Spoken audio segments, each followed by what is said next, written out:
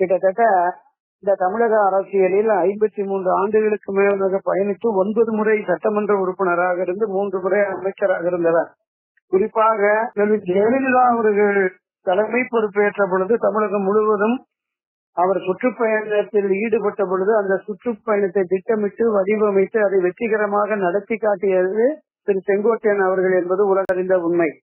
எனவே இப்ப தாவேகாவில் பிரச்சார பயணத்தை கூட சரியாக கட்டமைத்து சரியாக முறையாக அதை கொண்டு செலுத்துவதற்கு உரிய அனுபவம் வாய்ந்தவர்கள் இல்லை என்பது யதார்த்தமான நிலை.